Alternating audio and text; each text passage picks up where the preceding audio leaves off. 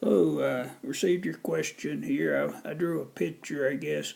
You have a rectangular sheet of metal, uh, with a length and a width. We're gonna make a box with 750 cubic inches of volume.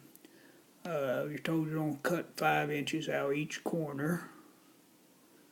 Here's the formula for volume of box. The volume's gonna be 750. We got to find each of these values. Well, we call W the original width of the metal.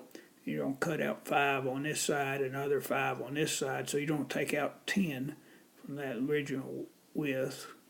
We're told the length is 25 more than the width.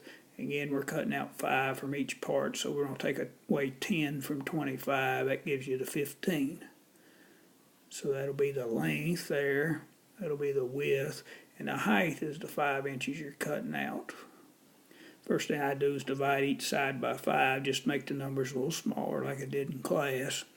So that's 150 there. I full what's here, and I come up with that. Subtract 150, I come up with this. And fortunately it factors nicely to W plus 20 is one factor and W minus 15 is the other. Said each factor is equal to 0. We're talking about a width, so you need to ignore the negative one. So we're talking about the original metal here having a 15-inch width. I hope that helps.